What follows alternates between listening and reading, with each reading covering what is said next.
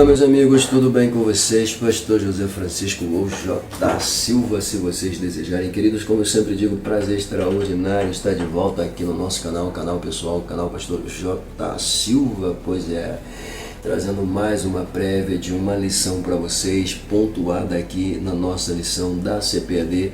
Nesse segundo trimestre vem falando sobre Jesus com toda a propriedade e eu não posso deixar de pautar algumas dessas lições aqui no nosso canal para os nossos amigos, professores, alunos que nos acompanham e sempre às vezes pedem para a gente fazer esse trabalho. Por isso que nós estamos aqui.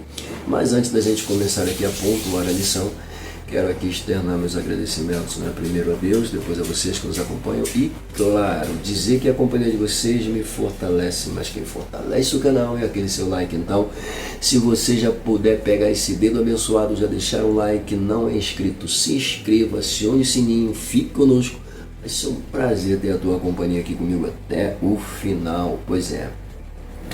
Bom, eu estava dando uma olhada nas lições desse segundo trimestre e eu percebi que a abordagem que é feita é sobre Jesus Cristo. E é claro, como a gente gosta de falar de Jesus, automaticamente eu me senti impulsionado a continuar fazendo gravações sobre as lições da CPAD e colocá-las aqui no meu canal pessoal. Por quê?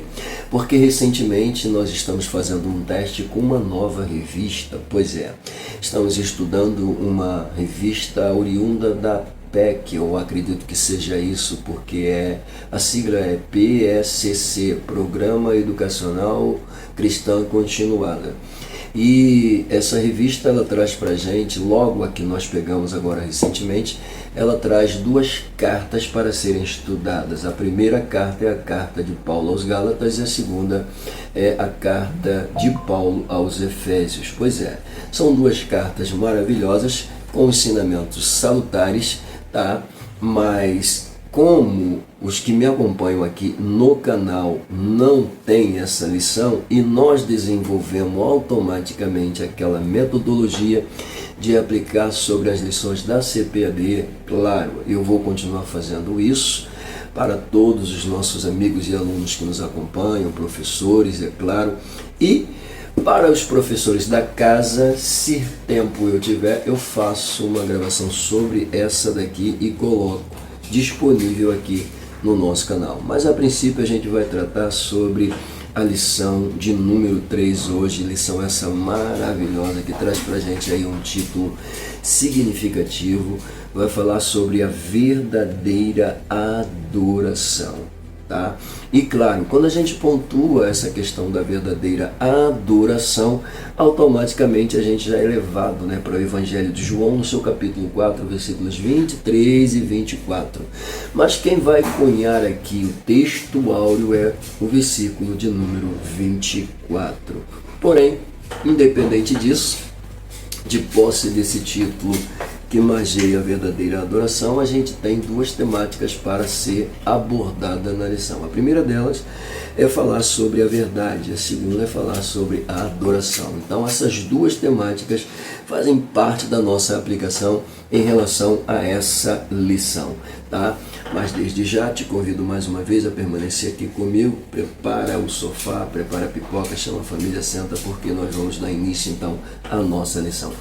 Bom, pontuando aqui o texto áureo já citado, João capítulo 4, versículo 24, nós encontramos a seguinte descrição: Deus é Espírito, e importa que os que o adoram, o adore em espírito e em verdade. Coisa linda, Pois é. Temos aí uma verdade prática que vai nos dizer algo tremendo. Olha que coisa linda é essa verdade prática. Por quê, pastor? Ela diz o seguinte: adorar significa viver em total rendição a Deus. Olha só. Adorar significa viver em total rendição a Deus.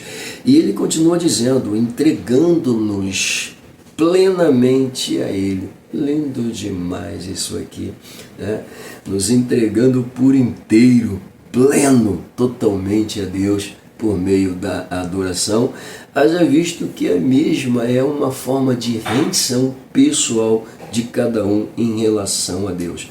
Por isso o texto é claro, né? Deus procura os verdadeiros adoradores que o adoram, né? Em espírito e em verdade. Isso é lindo demais. Bom, partindo daí nós temos aquela leitura diária também muito significativa, que eu gosto muito de citá-las, né? Eu, a partir do momento que percebi a importância da leitura diária, eu passei a utilizá-la e vê-la como coluna de apoio do esboço da lição. E é claro, eu, como professor, não posso deixar passar nenhuma informação que a lição me proporciona para lecionar os alunos. Então, por isso é importante que nós, professores, tenhamos o hábito, pelo menos, de ler, né, a leitura diária. Mas eu não tenho tempo de fazer isso de segunda a sexta. Não tem problema, faça como eu.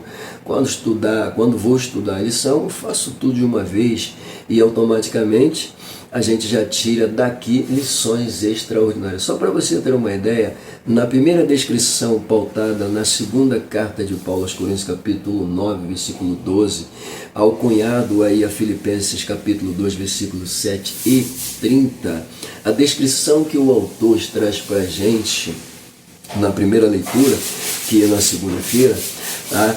É a singularidade olha só, a singularidade da adoração autêntica. Pergunto, essa expressão, embora a gente não a encontre talvez mais dentro do conteúdo da lição, mas isso aqui não pontua o conteúdo? A singularidade da adoração autêntica. Autêntica é o quê? É verdadeira, é concreta, é única. Pois é, só para a gente ter uma ideia. E aí na terça nós temos aí Números 25, capítulo 25, versículos de número 1 e 2, pontuado aí junto a Salmos, né? O livro de Salmos, no seu capítulo 24, ou Salmo de número 24, porque automaticamente é o inário, então a gente não utiliza a expressão capítulo, mas número, então Salmo de número 24, versículos 3 e 4. A descrição que o autor coloca é diferenciando a adoração, que coisa linda, né? Diferenciando a adoração das práticas profanas, e eu acrescento mundanas. Pois é, não dá para misturar louvor com aquilo que é profanação, mas tem os malucos por aí que tentam fazer essas bagunças. Na verdade, existem até ditos cantores cristãos que cunham músicas sem o nome de Deus, sem o nome de Jesus, sem a ação do Espírito Santo, e dizem que é louvor. Louvor aonde? Eu, hein? Só se for na casa de Noca, porque na igreja não é. Tá? Então, para mim é música. Mas voltando para cá, na quarta nós temos aí ele se pontuando no segundo livro dos Reis, no seu capítulo de número 17, nos versículos 25 e 28, e a descrição extraída é: a adoração está relacionada ao temor de Deus. Olha que coisa linda, né? A adoração está relacionada ao temor de Deus. Esse temor aqui não é ter medo de Deus, não é ter pavor de Deus, embora a gente saiba que Deus ele é terrível, né?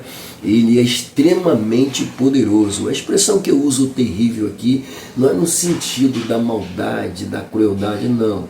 É no sentido de espantoso, de poderosíssimo, inigualavelmente, pontuando até mesmo a sua onipotência, todo-poderoso, extremamente, né? Isso é simplesmente fantástico. Tá? Então ele pontua que a adoração está relacionada ao temor a Deus, né? Na quinta nós temos aí João capítulo 15, versículos de número 1 a 8 seguidos, pois é, e a descrição é a seguinte: a adoração envolve uma relação entre Cristo ou com Cristo e a igreja. Então olha o que ele diz: a adoração envolve, para ser mais exato, ela tem uma relação íntima, pessoal com Cristo. Pois é, com toda a propriedade. Isso é lindo demais. E é claro, na sexta nós temos aí Carta aos Hebreus, no seu capítulo 13, versículo de número 15, né?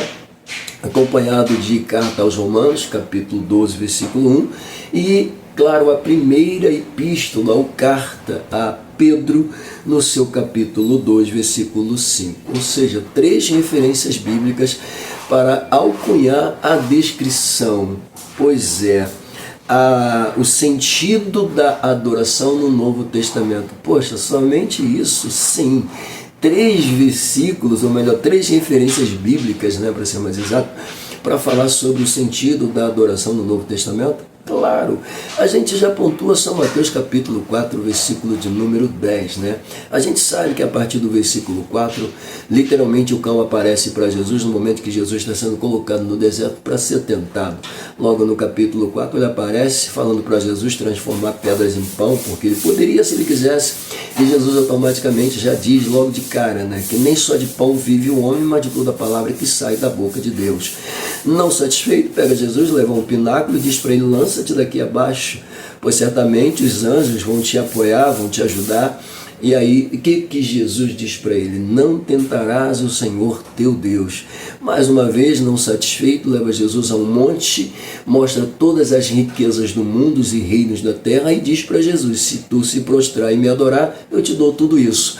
E aí, o que Jesus vai dizer para ele no versículo de número 10? Vai-te, Satanás, porque está escrito: somente ao Senhor teu Deus, deixa eu repetir, somente ao Senhor teu Deus adorarás e somente a Ele darás culto. Pois é, daí por diante Jesus ele abre literalmente o leque a nível de adoração dentro do Novo Testamento, e aí você fique à vontade para debruçar todo o conhecimento que Jesus vai colocar aí dentro sobre adoração. Mas por enquanto você pode ficar comigo aqui no capítulo 4 de João, nos versículos de número 23 e 24. Falou?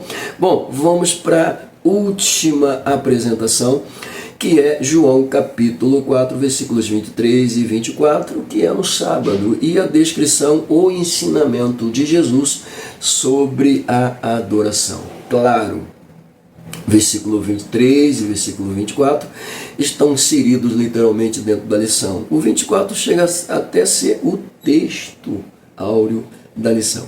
Em seguida nós temos aí então a leitura bíblica em classe, né? João no capítulo 4, nos seus versículos, ele colocou aqui o versículo 5 a 7, né?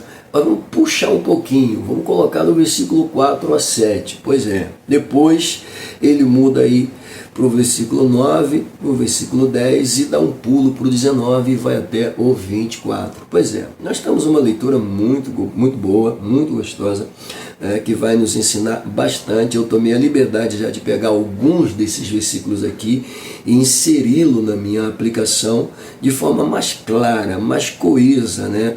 Quando a gente começa a pontuar aqui, literalmente, né, as descrições apresentadas pelo autor em cada tópico, em cada ponto, em cada abordagem que ele faz. Eu tomei a liberdade de pegar alguns versículos e trazer para dentro, tá, do comentário do autor, porque na verdade a partir do momento que quem vai comentar o comentário dele sou eu, então automaticamente a gente vai tirar o que ele coloca de informação e vai fazer o nosso próprio comentário e passar para os alunos, para que os alunos venham compreender de forma mais clara o que o autor quis dizer de fato, ok? E aí soma, claro, o conhecimento aplicado tanto do professor aqui, quanto do professor que me margeia com essa lição fantástica. Pois é, que é o senhor Elianai Cabral. Muito bem, então chegando aqui literalmente dentro da lição, a gente vai dar de cara logo com a introdução. E quando a gente chega dentro da introdução, ele vai colocar aqui a palavra intrínseca e vai colocar a palavra necessidade junto. Literalmente por quê? Ele vai dizer que o ser humano ele sente uma necessidade intrínseca de Deus, tá? Isso aqui a gente vê literalmente dentro do cunho da própria história, quando Adão peca e se distancia de Deus, né? E agora é fora do jardim. Obviamente, nós não vemos Adão buscando ao Senhor, mas literalmente nações vão se formando durante esse tempo em que ele não busca ao Senhor, e cidades vão surgindo. A história comprova isso pra gente, secular, falando sobre as grandes cidades do passado. E o que eu vejo é que a necessidade intrínseca de adoração, que não foi trazida por Adão e informada literalmente para esse povo, vai fazer com que a necessidade de adorar leve esses homens a criarem, inventarem, seus templos, zigurates da vida, criarem deuses imaginários e tentar aplacar a sua necessidade de adoração, veiculando a mesma a ídolos de paus e pedra. E não parou somente nesse primeiro princípio, veio o dilúvio e pós-dilúvio, a necessidade de adorar permanece no coração do homem, mas mesmo assim ele continua desviado do verdadeiro foco, que é Deus. Pois é, e automaticamente não era para ser assim, porque quando Adão peca, mesmo Adão tendo pecado, Deus deixou claro para Adão que a forma do encontro deles seria através do sacrifício, mas ele não faz isso. Quem vai fazer é Caim, mas faz de forma errada. Abel faz de forma correta, é morto por causa disso. E o que acontece? Nós temos um Caim com a marca da maldição, ainda ajudando a contaminar mais ainda a humanidade com a sua revolta, com a sua ira, porque Deus não aceitou o seu sacrifício. Por aí você já pode imaginar o cunho de insanidade que vai ser colocado dentro do seio da humanidade. Pois é, pós-dilúvio nós temos Cão recebendo a marca da maldição, indo habitar na região das terras de Quemete, que automaticamente simboliza ali mais tarde o próprio Egito, naquela região onde haviam as cidades antigas, zigurates. Ele, por trazer uma marca de maldição, permanece trazendo o resquício da idolatria, contaminando o mundo pós-dilúvio. O novo mundo vai mergulhar na idolatria, principalmente quando Nimrod surge, inventa o zigurate que vai chegar aos céus, que é a Torre de Babel. Deus ali confunde as línguas e automaticamente o que acontece? Naquela localidade surge um império, podre a nível de idolatria, que é Babilônia. E enfim, isso aqui só mostra mais uma vez a intrínseca necessidade de Deus no coração dos homens. E eles tentam fechar essa necessidade com o imaginário. Pois é, bom, mas essa realidade que o autor traz presente aqui é justamente aquele episódio onde Jesus se encontra com a samaritana. Mas aí a gente vai colocar isso aqui com muita calma. Ele coloca mais ainda dizendo que a leitura do capítulo 4 mostra com toda a propriedade uma carência espiritual na vida de quem? Na vida da mulher samaritana. Entenda isso. Essa carência espiritual, ela se torna evidente, clara, transparente diante do diálogo que aquela mulher vai traçar com Jesus.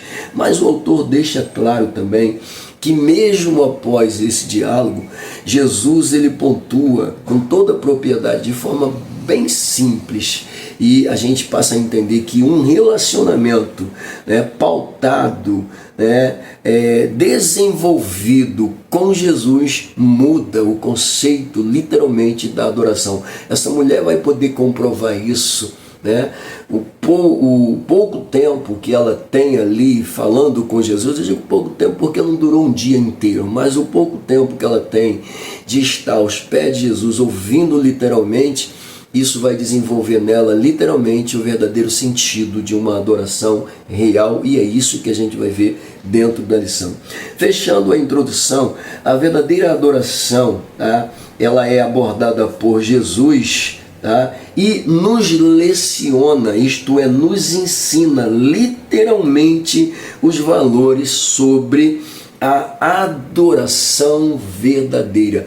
É isso que Jesus leciona para aquela mulher, e é isso que a gente vai ver no conteúdo desta lição, ok? Bom, saindo da introdução, nós chegamos então no primeiro tópico da mesma, que vai falar sobre o encontro em Samaria de duas preciosas lições. Aqui a gente tem que prestar muita atenção, porque logo no ponto de número 1, logo de cara, a gente não vai ter já a resposta dessas duas preciosas lições. A gente vai começar a ter, né, a resposta a partir do ponto 2 e 3 desta primeira apresentação da lição. Então, mas o primeiro ponto, ele coloca aqui a necessidade de passar por Samaria. Vamos lá. Quando a gente lê João capítulo 4, versículo de número 4, por isso que eu disse que eu começaria a partir do versículo 4 e não do versículo 5, a gente vai ver com toda a propriedade, você pode ver aí, que era necessário passar por Samaria. O versículo 4 vai dizer, era-lhe necessário passar por Samaria. Era necessário. Olha o que Jesus deixa claro para a gente, né? Era necessário. O que é a palavra, né, para ser mais exato, sobre Jesus diz? Que era necessário ele passar por Samaria. Veja bem, a contextualização vai continuar dizendo que o Senhor deixa a Judéia, tá? Ou deixava a Judéia em direção a Galileia. Mas para tal ele teria que atravessar por Samaria, o que não era muito comum para os judeus. Mas Jesus está colocando de lado essa diferença, né, essa tensão racial, porque ele precisa ir para Galileia, mas para ir para Galileia ele tem que passar por Samaria, querendo ou não. Todos os judeus, mesmo com toda tensão racial, quem quisesse ir para a Galileia, teria que passar por lá, embora não gostassem muito. Pois é, muito bem. Então o Senhor deixa a Judéia em direção a Galileia e para tal ele tem que atravessar por Samaria. Bom, não me parece, porque eu lendo aqui, deu para entender que Jesus está colocando a mesma tensão racial em questão. Mas na verdade, não me parece que Jesus estava evitando entrar em Samaria. Não me parece. Eu não vejo Jesus evitando de entrar em Samaria. Tanto é que se ele estivesse evitando, ele automaticamente não iria ao encontro daquela mulher atravessando Samaria em direção a Galileia. Não iria, porque automaticamente eu não vejo Jesus evitando entrar em Samaria, ok? É apenas uma observação minha. E quando eu olho para o texto, eu não vejo o contexto, eu não vejo isso, tá bom? Então, veja bem, Jesus não estava evitando entrar em Samaria, afinal, a questão de evitar transitar por esta cidade era uma realidade judia, que sim, estes evitavam entrar nessa cidade devido à tensão, como já disse, racial entre eles. Eles quem? Judeus e samaritanos. E por que havia essa tensão racial, pastor? Qual o motivo dessa tensão racial? Pois é, e aí a gente vai vasculhar a história para descobrir isso aqui, mas deixa eu terminar aqui. Mas no caso de Jesus, tá? No caso de Jesus, quando é dito que era necessário passar por Samaria, havia uma missão, pega isso aqui, havia uma missão, tá? Ainda mais urgente que qualquer tensão racial que pudesse existir entre judeus e samaritanos. Então, quando Jesus diz que era necessário passar por Samaria, ele está colocando em evidência a importância da sua missão, do seu trabalho. Lindo demais, tá? Eu até parafraseei colocando aqui que era um encontro marcado, né? Era um encontro marcado pelos céus entre Jesus e a mulher samaritana em Sicar, junto à fonte de Jacó. E isso aqui está na Bíblia, versículos 6 e 7, tá? Ou seja, em Sicar, fonte de Jacó. Isso está lá, né? A expressão um encontro marcado sou eu que estou dizendo. Ok? Muito interessante isso aqui. Quando ele chega no local, ele quem? Jesus. Quando Jesus chega no local, tá? Perceba que assim que ele chega, a contextualização me diz que ele vai descansar junto à fonte. E em seguida, quem aparece? A mulher samaritana. Pois é. E quando a mulher chega no local, Jesus vai iniciar um diálogo. Pois é. E como é que Jesus dá início a esse diálogo, pastor? Jesus inicia pedindo para aquela mulher lhe desse água para beber. Ele vai dizer: dá-me de beber. Olha que coisa tremenda, né? Bom, quando eu disse que eu peguei lá a leitura, eu fiz isso para enriquecer um pouco mais o meu comentário em cima do que o autor coloca para a gente como uma informação pauta boa, mas a gente sempre coloca mais alguma informação. Veja bem, quando Jesus pede água para beber, aquela mulher retruca, dizendo-lhe: pois, como sendo tu, judeu, pedes de beber a mim, que sou mulher samaritana? Como é que o Senhor, sendo judeu, me pede água para beber, sendo eu samaritana? Pois é. Aí, entre parênteses, o versículo diz: porque os judeus não se comunicavam com os samaritanos. Não gostavam de se comunicar, não gostavam de se relacionar, não gostavam nem de sequer pensar em samaritanos. Meu Deus do céu.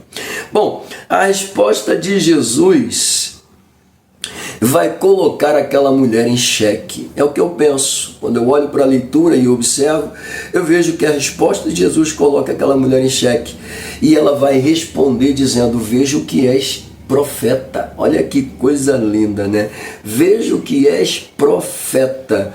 Veja bem, na verdade, quem levantou a questão do lugar de se adorar foi ela. E isso aqui é importante a gente observar. Quando ela diz: vejo que tu és profeta, logo em seguida ela vai falar que os seus pais dizem que era correto adorar no Monte Gerizim. Mas vós dizeis, quando ela diz vós dizeis, ela não está dizendo Jesus, ela está dizendo vocês judeus, né? Dizem que o local correto para se adorar é em Jerusalém. Aquela mulher abriu um leque para Jesus. Ela deixou Jesus entrar, embora na verdade o autor diga que era mais parecido aquilo com uma cortina de fumaça. O que ela mais queria era se distanciar, mas na verdade ela não consegue, porque a abordagem que ela faz, as perguntas que ela lança, vai deixar Jesus mais à vontade para entrar literalmente na vida dela. Lindo demais isso aqui, extraordinário, tá? Muito bem, durante essa conversa, Jesus, abordando o assunto, fala sobre o local adequado para se adorar. Veja bem, então, qual de fato ou correto seria o local? Seria em Samaria, no Monte Gerizim, ou seria lá em Jerusalém? Bom, o autor vai fechar esse primeiro ponto aqui dizendo que nesse diálogo o Senhor ensinou duas importantes lições. Vem comigo e a gente entra no ponto de número 2. A necessidade do ser humano. Bom, veja bem, isso aqui é tão importante, né? Porque a necessidade do ser humano aqui vai levar a gente para dentro de uma realidade muito, muito boa para a gente entender o conceito de adoração verdadeira. Vem comigo. Primeiro é importante saber, né? Primeiro é importante saber, tá? Que o encontro entre Jesus e a mulher samaritana, tá? Não foi um improviso, nem obra do acaso. Não foi. Volto a usar o termo usado por ele. Era necessário passar por Samaria. Veja bem, Jesus não para na fonte de Jacó simplesmente porque ele está cansado, tá? Vou parar aqui e vou ver o que acontece. Não é isso. Como eu disse, havia um encontro marcado pelos céus entre Jesus e a mulher samaritana. É bem verdade que eu estou parafraseando isso aqui. Mas se havia necessidade dele passar por lá e essa mulher chega e entra em cena e começa a fazer abordagem, nós vemos aqui o que o autor chama de carência espiritual na vida de quem? Na vida dos samaritanos, com toda a propriedade. E essa carência espiritual, ela é antiga. A gente vai falar um pouco ainda sobre isso. Vou te mostrar por que essa tensão existia entre eles. Muito bem, deixa eu continuar aqui no assunto que o autor pontua para a gente. Bom, Jesus se encontrava sentado, como já disse, junto à fonte de Jacó. E isso era a hora sexta. A hora sexta era equivalente a meio-dia. Olha só, um caso aqui totalmente estranho, né? Bom, Jesus chega meio-dia, hora sexta, está descansando na fonte. A mulher aparece para pegar água naquele horário. Calma aí, tem alguma coisa aí que precisa ser esclarecido. Sim, vamos lá. A mulher samaritana, ela está se dirigindo à fonte. Para quê? Para apanhar água, né? Ou para recolher água, como diz o autor. No meu caso, eu vou entender para pegar ou apanhar água. Tudo bem. Bom, momento em que ela vai cruzar exatamente com Jesus e ouvir Jesus falar diretamente com ela, lhe pedindo água para beber. Meu Deus do céu, já citamos isso, né? Mas é importante a gente refazer o comentário. Sempre vai elucidar mais o conhecimento. Muito bem, em resposta ao pedido de Jesus, ela iniciou uma conversa, como já apresentei. Ela inicia uma conversa até que, no meio dessa conversa, Jesus vai lhe propor, olha só, que ela, quer dizer, que se ela bebesse da água que ele teria para dar, que ele vai dizer com toda a propriedade, aquele que beber da água que eu der, se fará nele uma fonte a jorrar para a vida eterna. Aquilo desperta a curiosidade. A cortina de fumaça que ela havia montado agora já está sendo desfeita literalmente, tá? Meu Deus do céu. E o autor vai nos dizer o que Jesus ofereceu àquela mulher samaritana. Era um tipo de água, isso é o autor dizendo, era um tipo de água capaz de transformar, meu Deus do céu, toda a sua existência. Sim, de fato, a água que eu lhe der se fará nele uma fonte a jorrar para a vida eterna. Bom, encontramos então aqui a primeira lição valiosa. Lembra que eu disse 2 lições, o autor está dizendo? Pois é. Encontramos aqui então a primeira lição valiosa. Qual é a primeira lição valiosa que a gente encontra? Eu coloquei aí, eu tomei a liberdade de suprimir, né? E coloquei aí. Toda pessoa necessita de Deus, tá? Ou melhor, todos necessitam do favor de Deus. Todos necessitam de Deus. Todos. A salvação veio para todos. Nem todos querem, nem todos a receberão. Porque em meio a esse todos tem aqueles que não querem. Mas enfim, todos necessitam de Deus. Todos precisam de Deus. Todos carecem de Deus, querendo ou não. Pois é. E aí a gente fecha o segundo ponto e vai para o terceiro. O lugar da adoração a Deus, ou o lugar de adoração a Deus. Bom, a pergunta aqui já pode ser formulada: onde é esse lugar? Na verdade, isso está dentro, né, do contexto da leitura. Ela vai perguntar, quando Jesus lhe pede água, automaticamente ela questiona ele, como é que pode, o senhor sendo judeu, me pedindo água para beber? E aí logo em seguida, né, ela vai colocar em evidência a questão da adoração. Nossos pais dizem que é certo adorar aqui no Monte Gerizim, mas vocês judeus dizem que é lá em Jerusalém. A pergunta é, aonde é o local exato para se adorar? Então, dando seguimento à conversa, a mulher questiona sobre esse lugar aonde deveria se adorar de fato, se era em Jerusalém ou se era em Samaria. Pois é, E qual é a resposta de Jesus? Bom, o autor diz aqui o seguinte: neste diálogo, a samaritana procura entender o local apropriado para adorar. Bom, diz o autor que ela está procurando entender qual seria o local exato. Se ela está procurando entender qual seria o local exato, então significa que há uma dúvida na cabeça dela.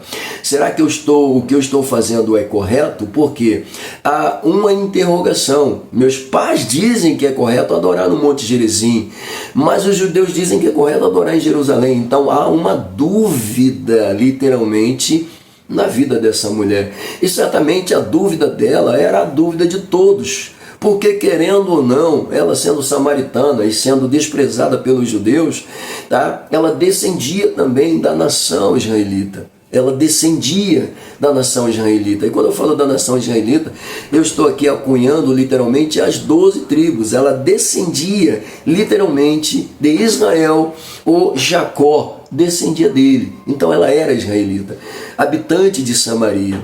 Tá? E aí, é claro, eu preciso entender por que há essa tensão entre judeus e samaritanos. Claro, calma que eu já vou te falar. Bom, então há uma dúvida, ela quer entender aonde é o local exato. E em resposta à sua indagação, o que a gente encontra? Jesus, o autor diz que Jesus vai revelar para ela uma nova forma de culto.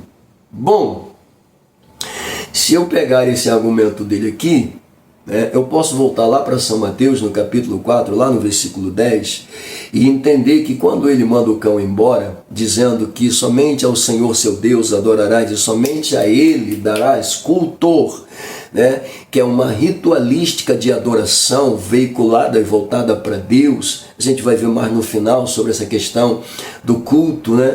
Porém, veja bem, ele diz aqui, uma nova forma de cultuar, de se adorar, de reverenciar a Deus com toda a propriedade.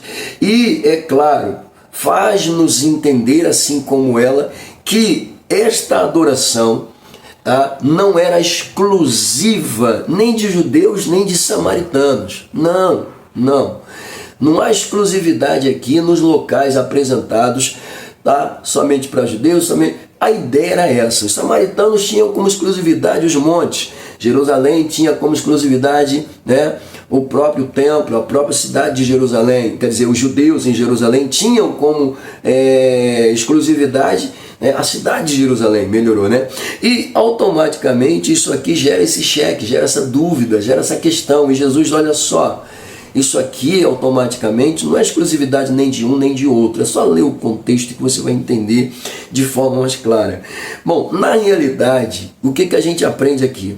A gente aprende que o verdadeiro culto dirigido a Deus, a verdadeira adoração dirigida a Deus, deve ser feita conforme o que Jesus disse, em espírito e em verdade. Veja bem, quando se trata dessa questão em espírito e em verdade, automaticamente o que eu aprendo? Eu aprendo que não existe um local específico. Aonde o cristão está, se torna um local de adoração. Aonde tem um crente de verdade, ali tem literalmente um local de adoração. Por que tem um local de adoração? Porque tem um crente verdadeiro que adora, que reverencia Deus com a sua postura, com o seu comportamento, com o seu linguajar, ou seja, com o seu jeito de ser. Pois é, ali já tem, porque tem um crente de verdade, tem um crente autêntico, tem um crente que adora, não é que fica inventando papagaiada por aí não. Pois é, então veja bem, ele diz aqui, na realidade, o verdadeiro culto dirigido a Deus deve ser feito ao Pai em espírito e em verdade. Bom, aqui nós encontramos então a segunda lição. Como assim? Pois é, a segunda lição valiosa que nós encontramos aqui, ele vai dizer, o autêntico culto de adoração a Deus, que satisfaz as necessidades humanas, não se limita a um lugar específico, mas reside no mais profundo do ser humano, em espírito. Olha que coisa linda isso aqui.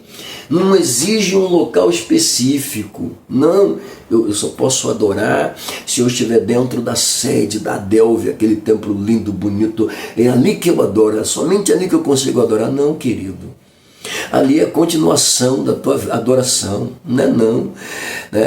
O culto não começa lá não, o culto começa quando você sai de casa, a adoração começa dentro da tua casa, né? O primeiro altar de adoração é dentro da tua casa, né? E o primeiro adorador é você dentro da sua casa, em qualquer lugar que você estiver, né? E o templo, pastor, o templo é só a continuação da tua adoração, agora em conjunto com mais, né, com os demais irmãos.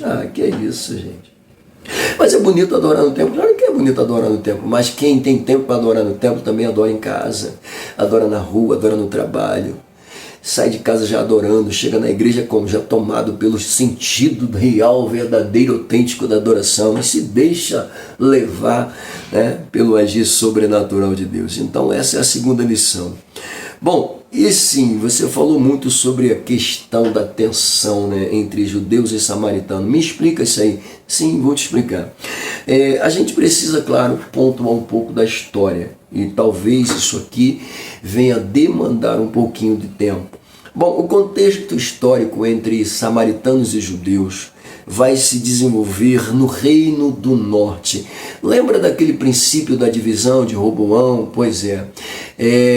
A história nos revela que nos seus 5 primeiros anos de reinado ele fez um excelente governo, né?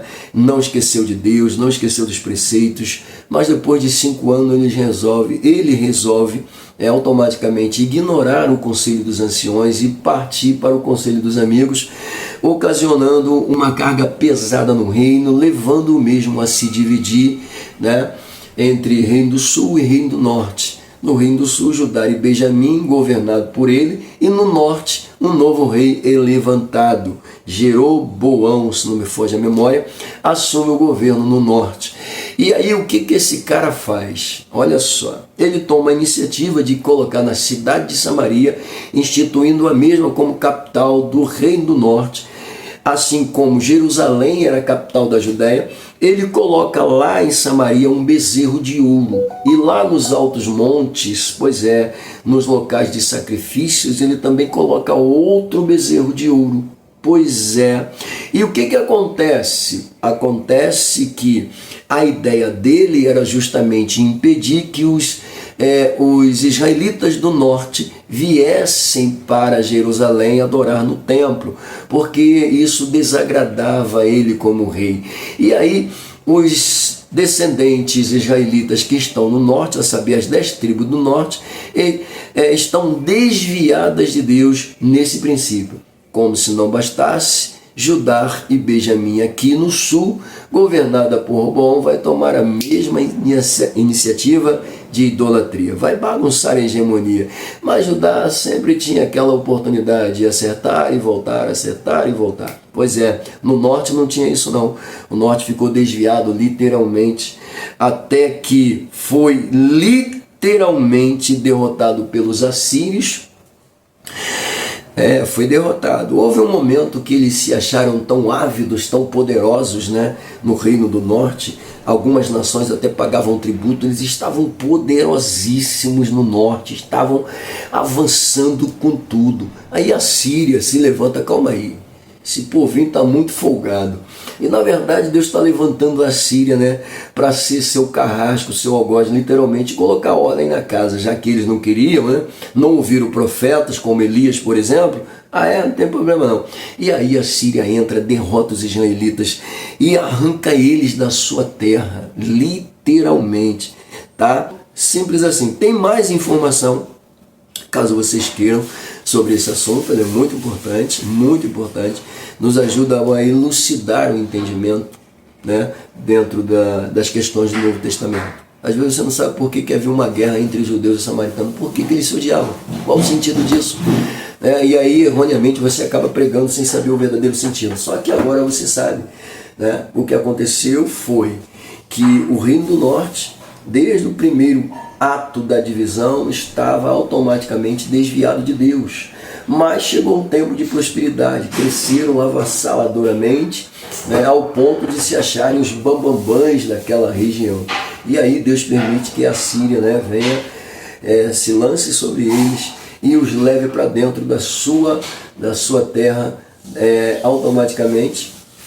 Alguns historiadores vão até nos revelar que os que foram deportados eram colocados em terras totalmente estranhas, eles eram desaculturados, e esses colonizadores que eram trazidos para dentro da terra, para onde os israelitas habitavam, eles desconheciam literalmente, né, como era o costume da terra, e eles precisavam que alguém ali lhes ensinasse. E alguns historiadores até dizem que por conta do que eles trouxeram, bagunçando a hegemonia daquela região, daquela terra, com relação aos seus ídolos, imagens e adorações e sacrifícios, eles acabaram provocando a ira de Deus. E o Senhor permitiu que leões entrassem dentro daquela região e começassem a devorar esses estrangeiros. E aí eles entendem que o Deus regional, o Deus daquela região geográfica, estava irado com eles. E aí eles precisam de ajuda. Ajuda como? Como é que a gente vai lidar com esse Deus regional? E aí agora sacerdotes retornam para ajudar na questão do sacrifício, enfim, fazer com que eles, né, aplacassem a ira do Deus da região. Pois é, mas independente disso, ficou ali a mistura já ocasionada, os casamentos mistos foram surgindo e, enfim, Samaria fica com um povo mestiço, literalmente, povo esse que os judeus simplesmente tinham ojeriza, odiavam, eram impuros, né? Já não consideravam nem mais como parentes. Pois é, enfim, por causa disso. Falou? Isso é muito importante. Então agora você tem base e bagagem para pregar. Bom, segundo tópico da lição, o ensino de Jesus a respeito da verdadeira adoração. Bom, ponto de número 1, a adoração. Veja bem, esse ponto aqui ele é tão interessante também, porque quando Jesus afirma que ofereceria água viva aos que têm sede, qual vai ser a reação daquela mulher? Bom, perceba que o autor diz para a gente, Jesus estava se referindo a uma vivência espiritual, a um modus de vida espiritual, né? Literalmente. Tá? E esse novo viver espiritual, esse novo modo de vida, literalmente espiritual, seria responsável, né, por aquela fonte que jorraria, né, para a vida eterna com toda a propriedade. A água que eu lhe der se tornará uma fonte de água a jorrar para a vida eterna. Versículo 14. Bom, aí o autor diz assim, à luz das suas palavras, neste capítulo, a verdadeira adoração a Deus não está mais ligada a um local específico como Jerusalém ou Samaria. A presença de Deus não se restringe a uma determinada geografia. Pois é, aí eu volto a falar, né, do que eu estava dizendo aqui. O Deus da região foi aplacado pelos sacrifícios oferecidos. Esse era o pensamento das nações circunvizinhas daquele tempo. Todas elas tinham seus deuses territoriais, e esses deuses territoriais, eles só atuavam dentro daquelas regiões a quem eles pertenciam. E Israel chegou a ter esse pensamento também. Pois é, chegou a ter esse pensamento. Eles começaram a pensar que o próprio Deus, o Senhor Jeová, o Deus Todo-Poderoso, ou Yahvé Todo-Poderoso, também era um Deus limitado à região geográfica. E Deus já havia provado que desde que entrou na história deles, tá, em momento algum, Deus era Deus territorial. Primeiro ele chama Abraão lá de Ur dos Caldeus, faz ele atravessar toda a terra, chegar até o Egito, depois entrar na terra da promessa, sempre guiando. Automaticamente você vê um Deus saindo de uma região, indo com o seu servo para outra região, entrando em outra região. Então, automaticamente, o pai da fé, Abraão, já vê com toda a propriedade que o seu Deus não é um Deus limitado à região geográfica, e nenhum outro Deus de uma outra região geográfica era páreo para ele. Tanto é que ele desbarata o panteão egípcio com toda a propriedade, humilha todos os deuses do Egito. Pois é, usando quem? Moisés. Eu vou usar um homem para fazer isso. Eu não preciso nem entrar em xeque com esses deuses imaginários. É só você, Moisés. Toma lá, estou te dando poder e autoridade para isso. arrebenta esses deuses profanos e imaginários desses homens. Simples assim. E aí, esse povo que conhece a história, a trajetória do seu Deus, começaram a ver seu Deus como um Deus geograficamente limitado a uma regiãozinha. Para com isso. E aí, mais uma vez, Jesus ele pontua que Deus não se restringe a uma região geográfica. Simples assim. Ou seja, a presença de Deus está aonde os verdadeiros adoradores sinceros estão. Aonde está você?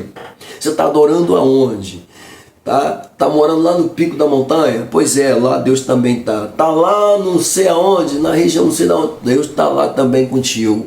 Pois é, não tem limitação para Deus. Está dentro do templo? Deus está lá. Está dentro da tua casa? Deus está lá. Está lá no teu trabalho? Deus está lá. Está fazendo o teu trabalho, louvando, cantando ali, alegre, feliz da vida? Pois é, Deus está lá contigo. Aonde tem um adorador, Deus está presente. Deus não se limita a regiões geográficas, não. É só em Jerusalém que se deve adorar. Não, é só lá no Monte Gerizim que se deve orar. Então vou fazer o seguinte, já que eu moro longe, vamos fazer como os adeptos daquela outra religião. Já que eu moro longe de Jerusalém, é nessa direção, então quando eu for adorar, eu vou me dobrar de joelhos, voltado em direção a Jerusalém, porque aí a minha adoração vai para lá, de lá ela vai diretamente para Deus. Para com isso, é só para eles, para a gente não. Aonde você estiver, a adoração vai ser veiculada a Deus. Lindo demais isso aqui, meu Deus do céu. Vamos lá. Deus é Espírito, Deus é Espírito. Versículo 24. E é necessário que os que o adorem em espírito e em verdade. Não importa aonde você está, adore. Ponto 2. Jesus e a verdadeira adoração.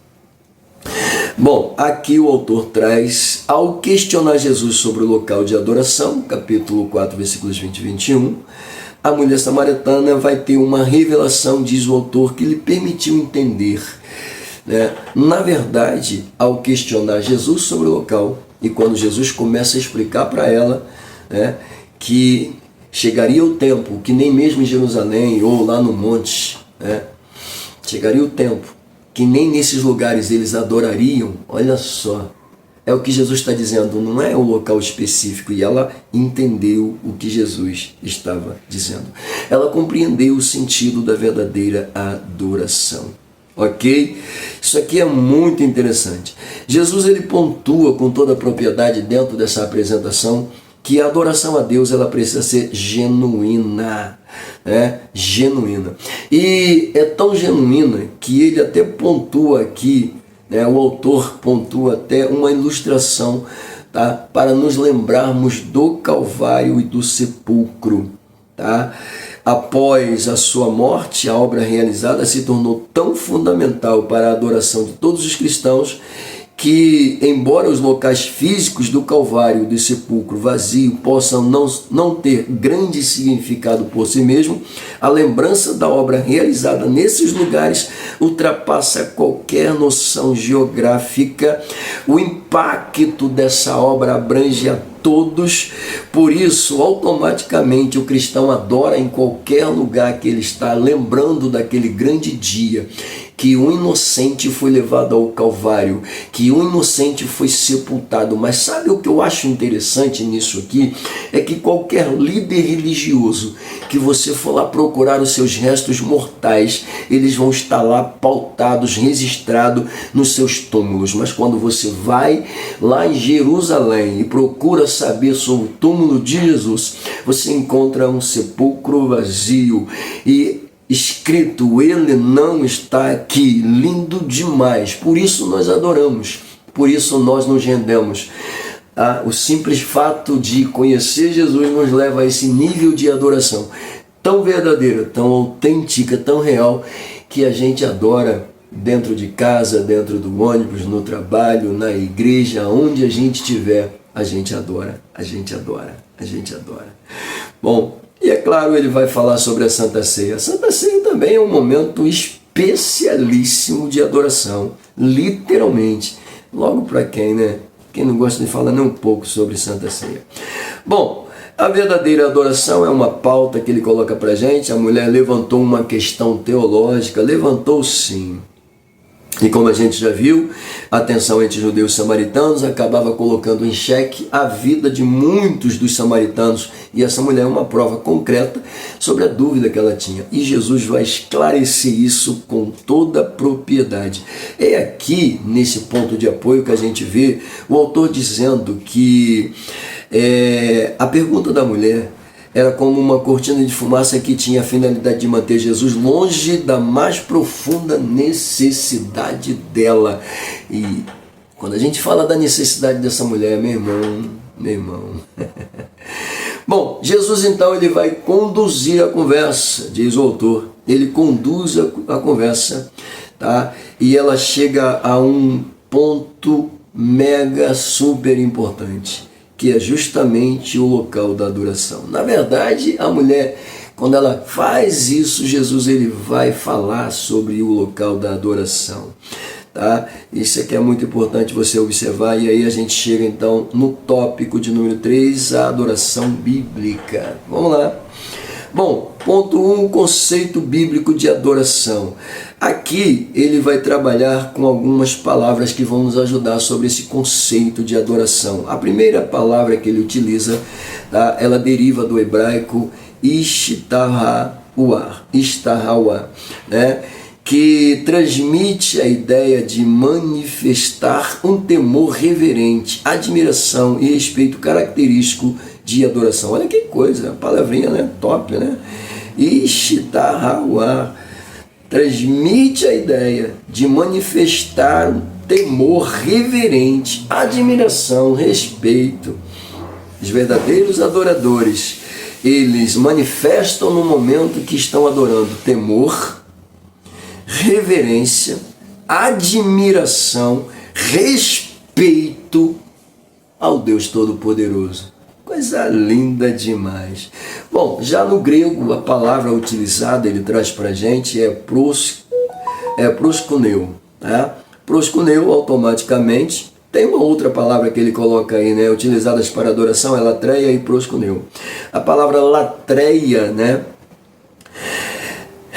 refere-se à submissão de quem serve a outro. Então, olha só, latreia é a submissão de quem serve a outro. Então, automaticamente, latreia do cristão significa que o cristão está servindo a Deus, não a outro, mas a Deus, ok? Então, automaticamente, se servimos a Deus e adoramos a Deus, tá? Então a palavra é literalmente reverência, tá? Para quem serve a outro, submissão a quem serve. Não tem que ser submisso a Deus, não tem jeito, querido. Mas pois é, tá? E por sua vez, proskuneu significa adorar ou o ato de adoração. Então, latreia, submissão a outro, submissão a Deus, né? Prostrado, proskrineu, né? Adorando, prostrado literalmente a Deus. No diálogo com a mulher samaritana, Jesus utilizou o termo proskuneu, segundo o autor, né? Em português, ele diz que a palavra adoração implica dizer, atribuir mérito ou valor. Quando você adora, você está atribuindo mérito, você está atribuindo valor a quem de direito merece, Deus. Pois é. Por isso que, às vezes, não é muito correto você chegar para uma pessoa e falar assim, pô, fulano, eu te adoro. Quando você diz para a pessoa, pô, eu te adoro, você está dizendo o que para ela? Olha só, isso aqui é tremendo, né? Aí, chega até... não é errado você dizer que adora uma pessoa. Sim, na verdade o termo está mais implícito em relação a Deus. Tá? Mas se a palavra adoração implica atribuir mérito ou valor, não é errado você dizer para uma pessoa que você ama que adora ela. Não é. Por quê? É o quê? Atribuir mérito ou valor. Você está atribuindo mérito e valor àquela pessoa. Agora, no caso de Deus, isso aqui é totalmente diferente, né? Porque a gente sabe que Deus já tem todos os atributos. A gente sabe que Deus já tem todos os méritos. A gente sabe que Deus tem todos os valores. E por isso que a gente o adora. Simples assim, não é? Muito bom isso aqui. 2. Adoração com o ato de rendição. Bom, O conceito fundamental da palavra adorar, proskneu, no Novo Testamento, remete-se originalmente à noção, olha só, a noção de beijar, associado a um ato, olha só, calma aí, vamos entender isso aqui, beijar. A gente pensa logo em Judas beijando Jesus, não, mas não é isso, tá? Quando ele coloca aqui que proskneu está relacionado a um ato de beijar, significa aquele momento em que você vê a pessoa dobrar os joelhos, prostrar-se diante daquela pessoa com o seu rosto em terra e sobre os pés daquela pessoa, demonstrando que está submisso a ela e às vezes beijando os pés dessa pessoa, tá? Então, veja bem, essa cena aqui, ela é muito clássica com aquela da mulher que tinha o seu fluxo de sangue ininterrupto, né? Alguns pesquisadores da ciência vão dizer que havia uma entrofia intrauterina naquela mulher que a fazia sangrar todas as vezes que as suas tensões, né, psicóticas, né, psicodélicas, né, da psique, para ser mais exato, entravam em parafuso. Só que veja bem, aquela mulher vivia uma tensão literalmente que a fazia sangrar diariamente sem parar, né? E já havia 12 anos. Então parece que quando aquela mulher entra no seu ciclo pré-menstrual, ela não consegue mais parar e ela permanece sangrando literalmente até o dia que ela vai se encontrar com Jesus. Segundo a contextualização, essa mulher já havia gasto toda a sua fortuna e eu fico tentando aqui imaginar como é que essa mulher consegue viver todo esse período, né, tentando achar uma cura para o seu problema, se a lei proibia quem tocasse naquela mulher, a lei proibia de tocar naquela mulher, de chegar perto dela, porque ela era impura. Ela está há 12 anos vivendo dentro de uma impureza segundo o conceito da lei. Pois é, sacerdote mal vinha na sua casa, se é que vinha. Parentes, quando vinha, não podia tocar nela, se é que vinha. Visita de amigo, aquela mulher não tinha. Quem sabe os médicos, até para passar algum receituário para ela, tinha que fazer isso de longe, não podia chegar perto. Então você imagina o estado psicótico, psicológico daquela mulher, né? Psicótico é maluco, né? Mas imagina o estado psicológico daquela mulher, como é que não estava? Imagina o estado físico daquela mulher. Então ela vivia essa tensão o tempo todo. E aí, quando ela ouve que Jesus vai passar, ela vai ver a sua última oportunidade aparecer, literalmente, passando por debaixo da sua janela. E aí, ela corre, enfrenta a multidão e vai chegar aos pés de Jesus por trás, vai tocar na orla do seu vestido automaticamente. Para fazer isso, aquela mulher se prostrou. Porque ela está reconhecendo que aquele que estava ali tinha poder e autoridade para curá-la da sua enfermidade. Então, ela chega se prostrando e reconhecendo a autoridade do Mestre. Jesus declara: de mim saiu virtude. Quando ele faz isso, automaticamente a mulher não consegue mais se esconder, se apresenta, se prostra diante do Senhor. Sinal de respeito e adoração à autoridade com toda a propriedade. Ok? Demonstrando que estava submisso a Cristo, porque ele tinha poder e autoridade para isso. Maravilha. Vamos lá. Ponto 3, adoração como ato de serviço a Deus. Vamos lá.